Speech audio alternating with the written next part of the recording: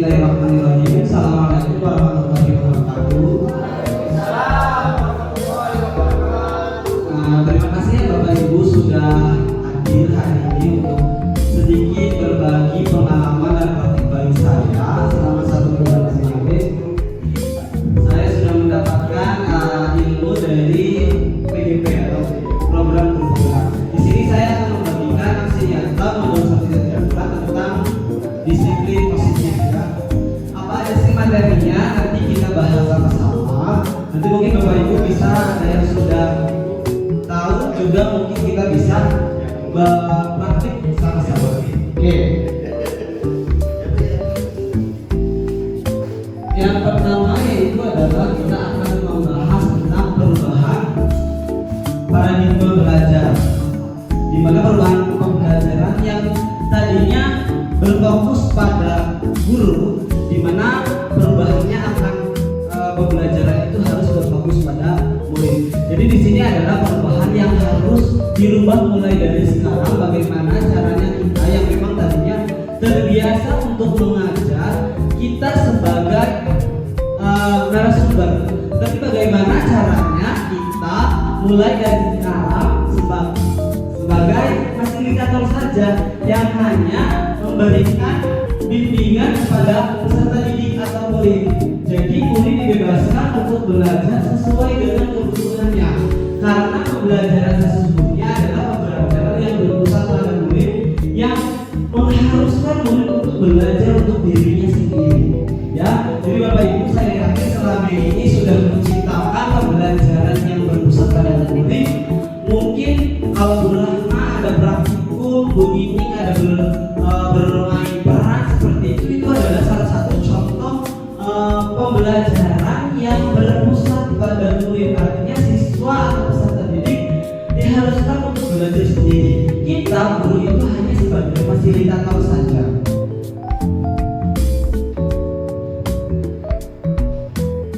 Nah, nanti di dalam modul ini kita akan tadi saya bahas perubahan paradigma belajar, kemudian juga disiplin positif, motivasi perilaku manusia, kebutuhan dasar, posisi kontrol restitusi, keyakinan kelas, dan tiga restitusi.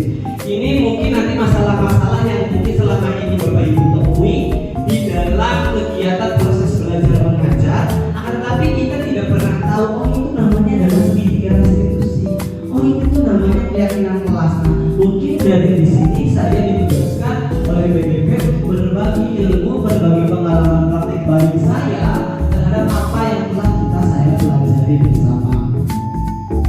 Di sini adalah teori kontrol. Ada ilusi guru mengontrol murid. Bagaimana Bapak Ibu selama ini berpikir bahwa guru itu mengontrol murid. Kalian tidak boleh datang terlambat. Kalian harus mengerjakan tugas. Kalian harus datang tepat waktu. Nah, itu adalah ilusi-ilusi yang seolah-olah guru itu mengontrol pada murid. Akan tetapi sebenarnya itu bukan mengontrol. Guru bukan mengontrol murid, tapi murid memberikan kesempatan kepada orang-orang, khususnya kita guru, untuk dikontrol. Bagaimana caranya supaya kita sebagai guru itu tidak mengontrol, tetapi nanti memberikan kesepakatan kepada guru dan murid. Yang kedua, ilusi semua penguatan positif efektif dan bermanfaat. Kita selalu berpikir bahwa yang positif itu pasti bermanfaat, tetapi kita tidak mengedepankan kepentingan murid karena kebutuhan murid itu berbeda-beda. Seolah-olah pokoknya ini adalah positif, tidak mencontek itu positif, itu pasti bermanfaat. Datang tepat waktu itu positif, pasti bermanfaat. Tetapi kita tidak melihat latar belakang yang dimiliki oleh murid. Ya, itu. Kemudian ilusi bahwa kritik dan membuat orang merasa bersalah dapat menguatkan karakter. Bu Nini biasanya menghukum siswanya, kamu telat, dikritik.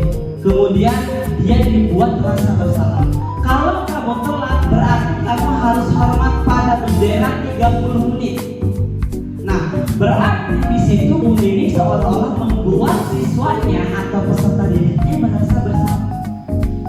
Ya, nanti kita bahas dalam posisi 5 posisi kontrol guru harusnya seperti apa? Ya, jadi bagaimana caranya kita berpikir kalau murid itu tidak semua meluapkan karakter murid. Oh, kalau Bu Dwi sudah memarahi anak yang memang sudah terbiasa tidur di kelas, itu akan membuat karakternya baik. Menjudgment Bu Puspa selalu datang telat, berarti karakternya buruk. Ya, Bapak Ibu, berarti Bu Puspa itu seolah-olah merasa bersalah. Kemudian ilusi bahwa orang dewasa memiliki hak untuk memaksa. Saya yakin Bapak Ibu ada tidak siswanya yang lebih dewasa daripada kita? Siapa? Bu Dwi, saya yakin Bu Dwi muridnya atau peserta didiknya lebih muda dari Bu Dwi. Nah, ya. Jadi karena kita merasa lebih dewasa terhadap murid, maka kita memiliki hak untuk memaksa. Padahal tidak seperti itu. Di dalam kelas seharusnya kita saling berkesinambungan antara satu dengan yang lain, antara pihak guru dengan murid untuk saling bekerja sama, tidak ada paksaan. Oh, Bu Rahma selama ini memaksa siswanya untuk mensampul bukunya berwarna merah. Berarti seolah-olah saya itu lebih dewasa dibanding kalian. Saya lebih tahu dan saya punya pengalaman. Berarti di sini seolah-olah orang dewasa itu memiliki hak untuk memaksa kepada anak didiknya. Nah, oke, selanjutnya disiplin positif. Apa sih tujuan dari disiplin positif? Disiplin positif itu adalah menanamkan motivasi yaitu untuk menjadi orang yang mereka inginkan dan menghargai diri sendiri dengan nilai-nilai yang mereka percaya. Jadi yang dinamakan dengan disiplin positif itu menumbuhkan motivasi yang ada pada dirinya untuk dia bisa menghargai dirinya sendiri. Minimal mereka bisa menghargai mereka sendiri. Jadi positifnya bukan dari paksaan kita, tapi menanamkan nilai bahwa menurut mereka itu adalah kepercayaan yang harus mereka anut, yang harus mereka lakukan. Ya, Bapak Ibu, jadi saya mohon untuk nanti disiplin positifnya untuk menanamkan motivasi kepada peserta didiknya agar mereka dapat menghargai mereka sendiri. Ada beberapa dimensi dalam profil belajar Pancasila. Saya yakin Bapak Ibu sudah mengenal ya di profil dimensi profil belajar Pancasila. Ada yang pertama adalah beriman bertakwa kepada Tuhan yang Maha Esa dan berakhlak mulia, kemudian mandiri, berperan kritis, berpendidikan global, gotong royong dan kreatif. Bapak Ibu ada yang bisa, kalau tadi kita bimbingan P5 ada lagunya, Bapak Ibu masih hafal? Masih ya? Masih ya Bapak Ibu ya? Ya. Nanti kita tanamkan di pembelajaran kita supaya ini minimal mereka hafal dulu, baru nanti mereka hafal. Setelah mereka hafal, bagaimana mereka menerapkan dimensi profil pelajar Pancasila itu dalam kehidupan mereka sehari-hari. Oke, baik Bapak Ibu, sekarang kita nyanyi dulu ya. Boleh membantu yang ini ya, boleh bisa dibuka. Ya, oh nanti saya juga ikutan lagi mendengarkan suara tua saya ya. Nanti bisa Baik, Bapak Ibu sekalian, profil pelajar Pancasila nyanyi bareng-bareng ya. Oke. Gerakan ya. Baik, satu. Tunggu lagi ya. Belajar Pancasila, beriman dan bertakwa pada Tuhan yang Esa dan berakhlak mulia, berpendidikan global, gotong royong mandiri, kreatif dan berarti serta Bapak Ibu boleh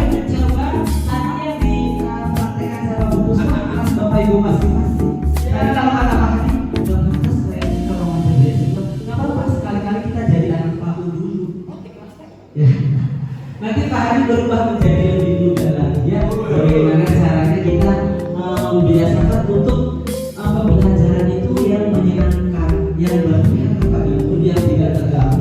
Apalagi di sini Bu Nini mengajar bahasa Indonesia yang belum apa-apa.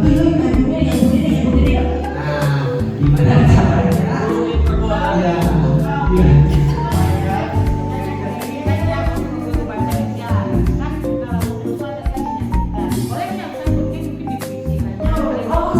Boleh sekali Bu, profil belajar Pancasila seperti itu ya.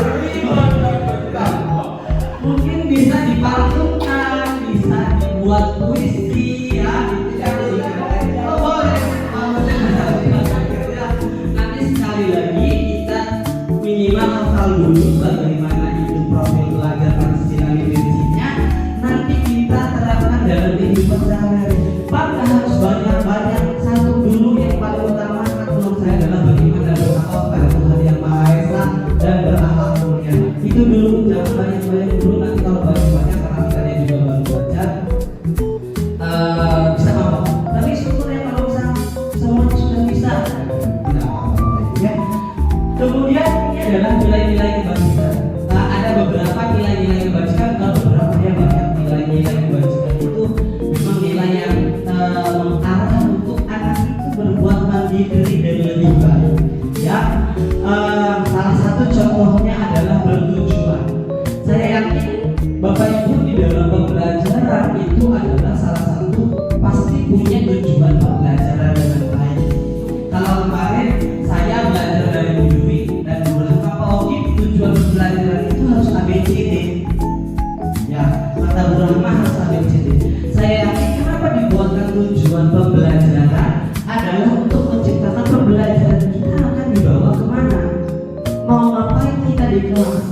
Oh, kata Bu Rahma, anak dapat dengan pertanyaan PPT, anak dapat menentukan atau mengklasifikasikan unsur-unsur berdasarkan golongannya dengan baik atau tidak. Maka kita, saya yakin pasti semua tujuan pembelajarannya punya tujuan.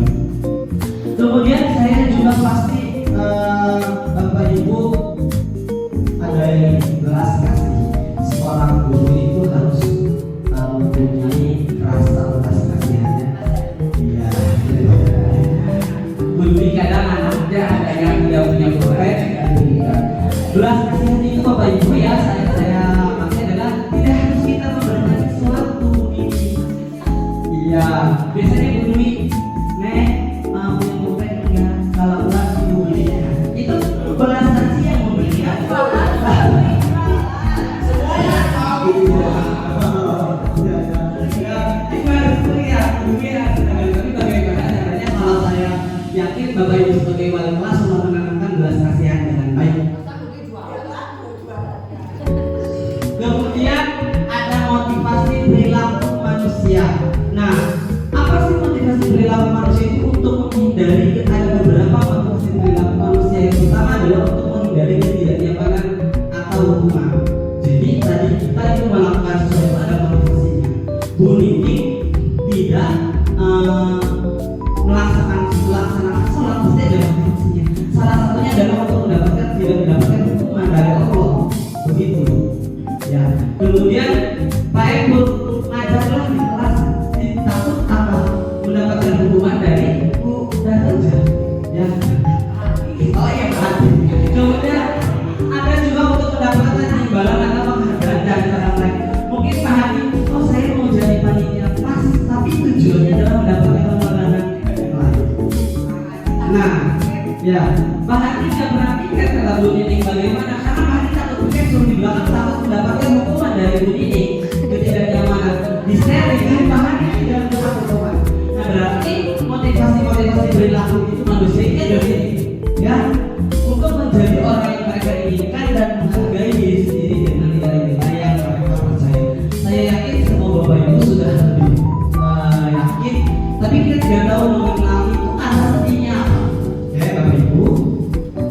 Kemudian, nah dari tadi motivasi itu tadi kata saya bahwa untuk mendapatkan dari hukuman. Nah ada beberapa ada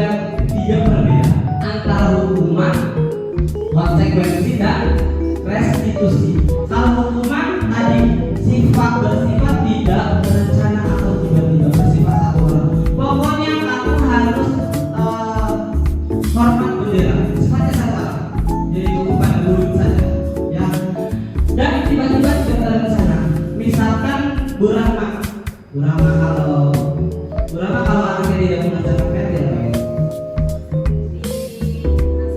Dinasehati. Itu tangan paling lama. Ya, Bu Rahma biasanya anaknya tidak dihukum tapi dinasehati ya. Subhanallah. Kemudian konsekuensinya adalah berencana. Biasanya konsekuensi itu sudah diterapkan dalam atas kesepakatan bersama. Kalau melanggar konsekuensinya apa, seperti apa itu harus sudah disepakati bersama. Dan yang paling baru ini adalah yang saya juga baru pelajari, restitusi adalah menciptakan kondisi murid memperbaiki kesalahan. Nanti Bapak Ibu untuk segitiga restitusi kita bahas, tapi nanti videonya boleh mampir ke YouTube-nya Bu Puspa, ke YouTube-nya Bu Ori, ke YouTube-nya saya juga. Ada di situ tentang penerapan restitusi pada peserta didik. Bagaimana caranya kita untuk menerapkan itu di dalam konteks kehidupan saya. Boleh mampir, subscribe, boleh tonton sepuasnya Bapak Ibu ya. Kemudian adalah keyakinan kelas. Nah ini adalah kemarin saya praktik di kelas 12 IPA 3. Ini adalah anaknya Bu Nini. Kemarin kita sudah buat keyakinan kelas. Keyakinan kelas adalah nilai kebajikan di tingkat yang dibuat oleh semua anggota kelas untuk mendapatkan keyakinan secara bersama. Salah satu yang paling saya menarik kemarin ketika buat keyakinan kelas ada anak yang menulis begini, kalau ke sekolah minimal pakai Rexona dong. Berarti apa Bapak Ibu? Sebenarnya temannya ada yang mau badan, tetapi dia tidak mau mengingatkan kepada temannya karena takut menyinggung. Maka dibuatlah keyakinan kelas agar minimal kemarin bahwa pas setelah olahraga minimal ganti baju biar tidak bau keringat. Ya Bapak Ibu ya. Jadi keyakinan kelasnya itu nanti dibuat bersama-sama oleh anggota kelasnya dan disepakati oleh bersama. Kemudian ini adalah 5 dasar kebutuhan manusia. Ada kebutuhan bertahan hidup, kasih sayang, rasa diterima, perkosaan, kesenangan, kebebasan. Saya yakin kebutuhan dasar manusia ini semuanya amin sudah diterima dengan baik ya, senang, bebas dan lain-lain. Kemudian ini adalah ada 5 posisi kontrol guru dalam kehidupan kita sehari-hari. Ternyata seorang guru itu harus memiliki 5 posisi kontrol terhadap peserta didiknya. Pertama ada penghukum, manajer, pemantau, pembuat rasa bersalah dan teman. Bapak Ibu kita saksikan bersama-sama. Saya punya video tentang penerapan 5 posisi kontrol. Kita saksikan bersama ya Bapak Ibu ya. Salam bahagia Ibu dan Bapak Guru hebat. Dalam penerapan disiplin positif restitusi, salah satu program yang dikembangkan adalah 5 posisi kontrol. 5 posisi kontrol dalam restitusi adalah proses perjalanan seorang pendidik agar dapat mengenali dirinya.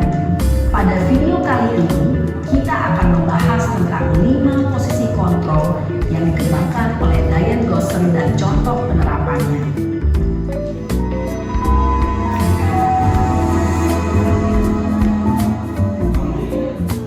5 posisi kontrol itu adalah 1. Posisi penghukum, 2. Posisi pembuat merasa bersalah, 3. Posisi teman, 4. Posisi pemantau atau monitor, dan 5. Posisi manajer. Untuk lebih memahami kelima posisi tersebut, mari kita saksikan kasus Naren yang terlambat hadir 20 menit di sekolah dan melihat bagaimana kelima posisi kontrol dalam menghadapi masalah tersebut.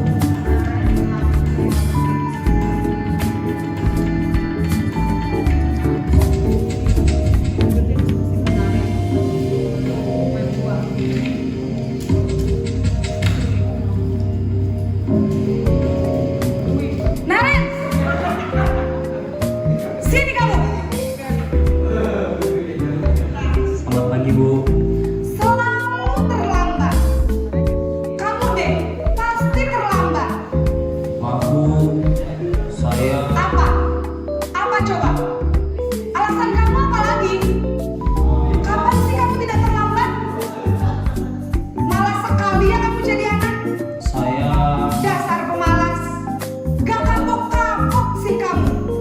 Sudah berapa kali terlambat? Sana, kamu keliling lapangan basket 2 kali. kenapa saya harus ke lapangan basket, Bu? Kenapa? Kamu lawan ibu. Berani-beraninya jawab. Sudah terlambat, masih berani jawab pula. Sekarang, keliling lapangan basket 5 kali sekalian. Biar kapok. Cepat. Pergi sana ke lapangan basket. Posisi penghukum biasanya berbicara dengan nada tinggi, menghardik, menunjuk-nunjuk, menyakiti, dan menyindir. Hukuman bisa berupa fisik maupun psikis. Ibu dan bapak guru hebat. Dampak yang terjadi pada murid ketika guru berada pada posisi penghukum adalah murid cenderung akan memberontak, bahkan menyimpan dendam.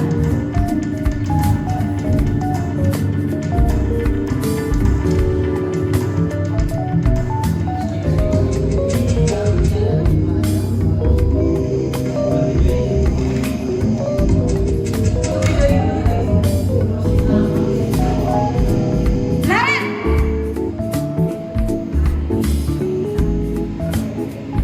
Selamat pagi, Bu. Naren, kamu kenapa terlambat lagi, nak? Ya Tuhan, Naren, kamu senang ya bikin ibu susah ya? Kalau kamu terlambat lagi, nanti ibu yang ditegur bapak kepala sekolah, nak. Disangka ibu tidak bisa membina kamu. Duh, gimana ini? Maaf, Bu. Duh Gusti Naren, kamu suka ya kalau ibu ditegur bapak kepala sekolah? Terus, sekarang ibu harus tulis apa ini di buku absen? Ini kamu sudah sering terlambat loh. Ibu harus apa coba? Maaf, Bu. Maaf sekali. Ya sudah, lain kali jangan bikin ibu susah lagi ya nak ya. Ibu tidak akan kuat lagi kalau kamu gini terus. Bisa jantungan kalau ibu ditegur bapak kepala sekolah. Sana cepat kelas. Maaf ya, Bu. Maaf sekali. Posisi pembuat rasa bersalah berbicara dengan nada tenang, cenderung lembut, namun kata-kata yang diutarakan membuat murid merasa menjadi orang yang gagal, memandang buruk dirinya sendiri, merasa tidak berharga, dan tidak sanggup membahagiakan orang lain. Ketika guru mengambil posisi pembuat rasa bersalah, murid akan menganggap dirinya yang bersalah dan ia akan menyimpan emosi negatif tersebut di dalam dirinya.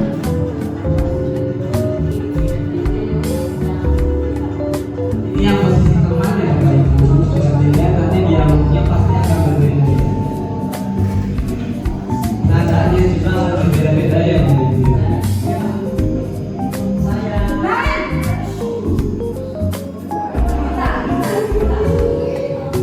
Bu Dwi, apakah seperti itu, Bu Dwi? Wah, sudah jam berapa ini, nak? Selamat lagi ya sayang. Iya, Bu. Habis ibu saya cuma mau ngajak saya, Bu. Kamu mau menyalahkan ibu kamu. Kamu bukannya anak yang paling kencang. Kok terlambat sih? Iya, Bu. Saya memang bangun tadi. Jadi biarpun saya kencang, tetap gak kencang, Bu. Ya sudah sana, nanti lain kali larinya lebih kenceng lagi ya. Biar gak terlambat lagi. Bikin seneng ibu, demi ibu. Bisa kan? Bisa, Bu. Ya sudah, kalau beresin urusan absen kamu. Kamu ini ada saja. Dalam posisi tenang, guru berbicara dengan suara cenderung bersenda guru untuk menjaga suasana yang santai. Murid akan merasa senang, aman, dan akrab dengan guru. Identitas yang tercipta adalah identitas sukses atau berhasil. Namun, perlu diingat, karena ini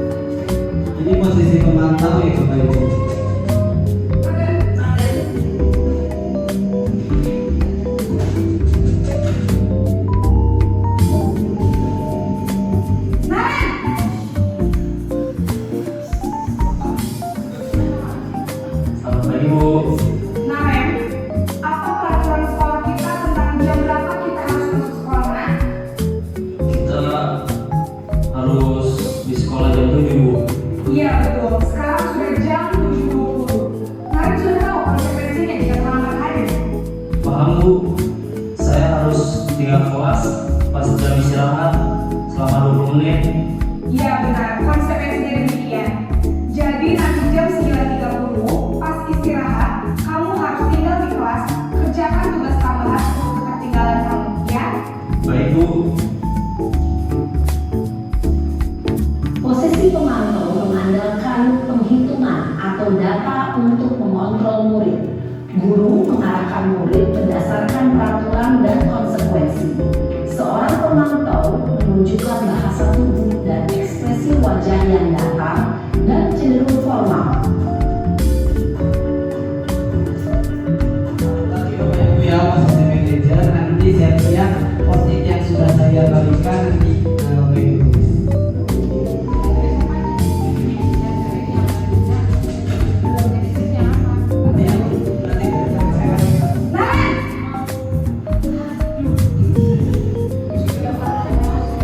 Selamat pagi Bu. Selamat pagi Naren. Maaf Bu, saya terlambat. Iya, sekolah masuknya jam 7, sekarang sudah jam 7.20. Jadi sekarang bagaimana ya Naren? Maaf Bu, saya lupa sama alarm saya semalam. Baiklah, menurut kamu, keyakinan sekolah yang mana yang perlu kamu tingkatkan? Menghargai diri sendiri dan orang lain mungkin ya Bu. Setuju. Jadi, apakah Naren meyakini prinsip saling menghormati tersebut? Iya Bu, saya meyakininya. Apakah Naren bersedia memperbaiki masalah keterlambatan ini? Bersedia Bu. Bagaimana kamu memperbaiki masalah keterlambatan ini? Saya akan coba untuk tidak lupa menyetel alarm saya Bu. Baik, kalau Naren memegang alarm di rumah, ada orang yang kira-kira bisa bantu mengingatkan tidak? Ada Bu, kakak saya, Kak Emma. Ada lagi selain Kak Emma? Selain Kak Emma, ada ibu saya. Baik, jadi yang mengingatkan Naren adalah Kak Emma dan ibu kamu ya? Kira-kira akan mulai set alarm kapan Naren? Setelah pulang sekolah, akan segera saya lakukan. Baik, jadi Naren akan setel alarm untuk bangun besok pagi dan akan diingatkan oleh kakak dan ibu dan Naren ya. Ada lagi yang mungkin perlu dilakukan Naren agar tidak terlambat bangun lagi. Tidak ada Bu. Baik Naren, terima kasih untuk kerjasama kamu. Sekarang kamu perlu kembali ke kelas untuk belajar. Baik Bu, terima kasih. Oke Bapak Ibu, tadi sudah kita pastikan bersama-sama tentang 5 posisi kontrol dulu dari video tersebut. Nah sekarang saya minta Bapak Ibu post-it yang tadi sudah saya bagikan, tolong Bapak Ibu tulis posisi mana yang belum Bapak Ibu lakukan di dalam kegiatan pembelajaran tersebut. Nanti boleh ditempel di sini atau saya minta bantuan Bu Puspa untuk mengumpulkannya. Boleh tadi dari posisi terima kontrol dulu Bapak Ibu. Ada teman, penghukum, pembuat rasa bersalah, manajer dan pemantau. Kira-kira posisi guru mana yang belum Bapak Ibu terapkan di dalam kegiatan pembelajaran di sekolah? Manajer Apa manager sih? manajer Aku udah kemarin. Boleh. Saya mah Bu Rami boleh tempel bantuin. aduh manager ini malah saya Inggris itu mah. Nasi padang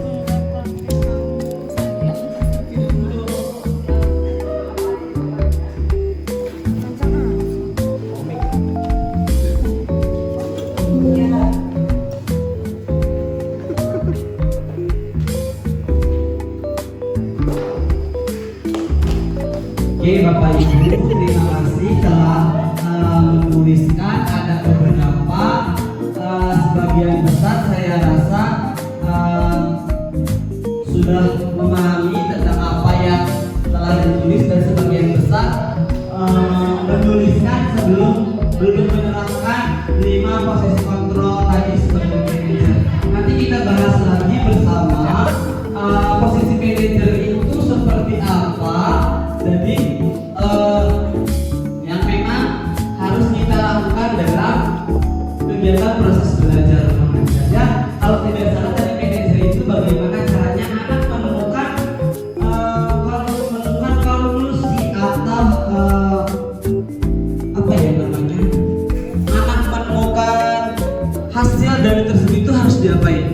jawaban.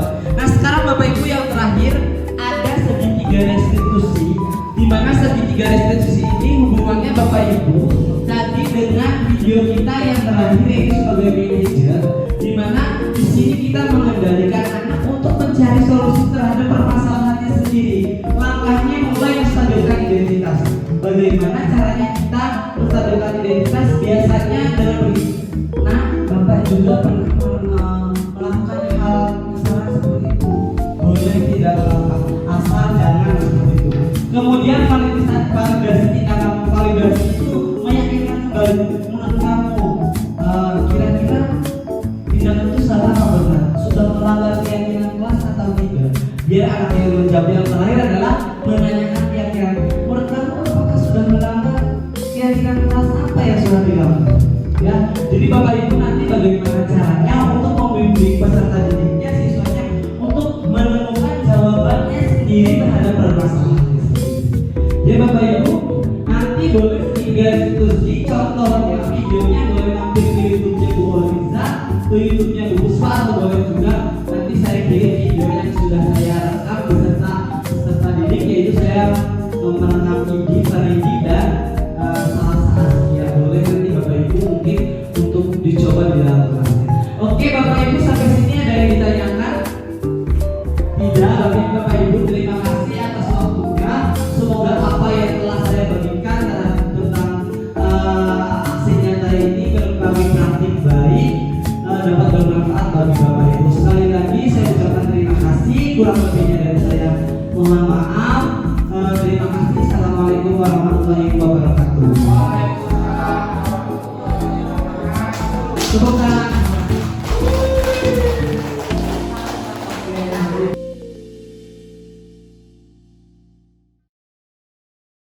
Bismillahirrahmanirrahim. Assalamualaikum warahmatullahi wabarakatuh.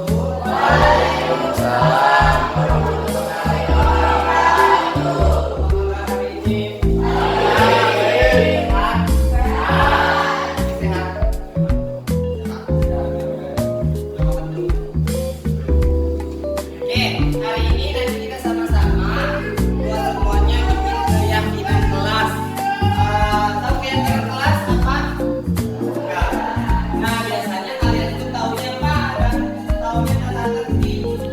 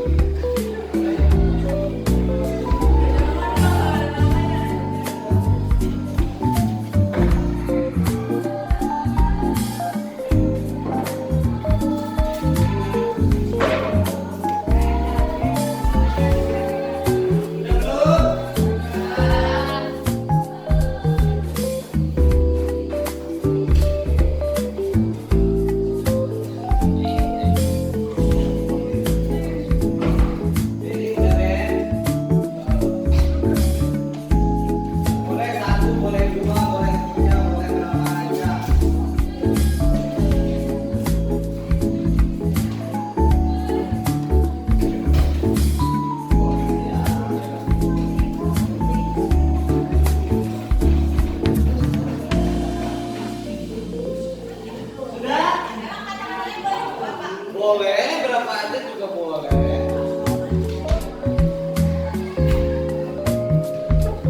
Udah? Udah? Kalau sudah, semuanya tepuk tangan dulu buat kalian. Yang mau pimpin dulu ke depan siapa?